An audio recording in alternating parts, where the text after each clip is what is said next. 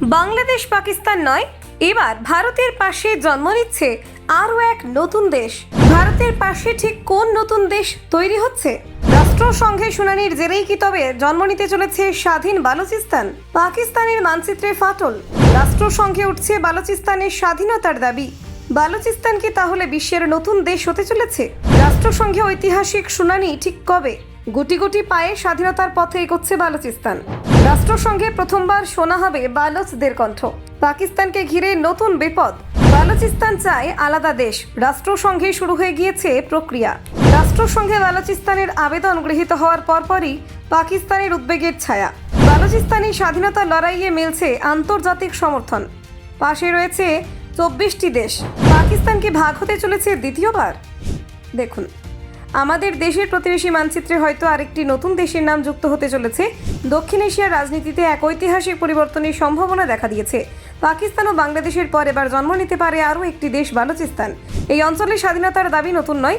1948 সাল থেকে বালুচদের আন্দোলন চলছে। বহুবার তারা স্বাধীনতার ঘোষণা দিয়েছে, কিন্তু আজও বাস্তব হয়নি তাদের সেই স্বপ্ন। চলতি বছরের মে মাসে বালুচিস্তানের 4টি স্বাধীনতাপন্থী সংগঠন একত্রিত হয়ে আবারও স্বাধীনতার ঘোষণা দেয়।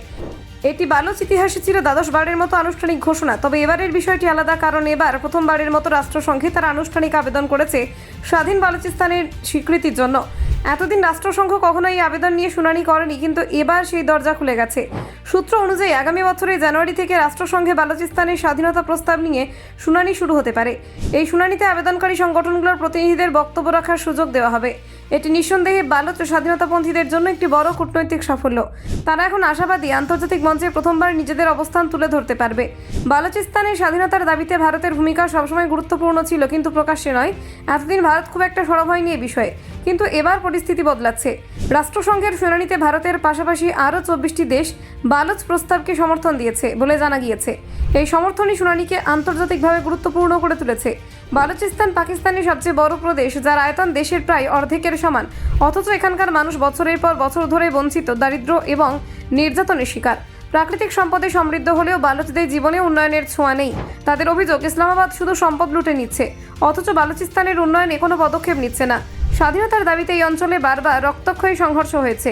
বহু বালুচ নেতা পাকিস্তানের হাতে নিহত বা নিখোঁজ হয়েছেন। মানবাধিকার সংস্থাগুলি অভিযোগ করেছে যে পাকিস্তানি সরকার বালুচদের দমন করতে নৃশংস কৌশল ব্যবহার করছে। এই পরিস্থিতিতে রাষ্ট্রসংঘের শুনানি বালুচদের জন্য একরকম আশার আলো। তবে আন্তর্জাতিক রাজনীতির বাস্তবতা একদম সহজ নয়।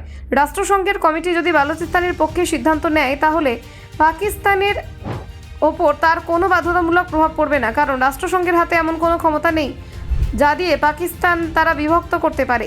তবু এই শুনানি যদি হয়, তাহলে সেটি ইতিহাসে নজিরবিহীন হয়ে থাকবে। ব্যুরো রিপোর্ট, অজানার দেশে।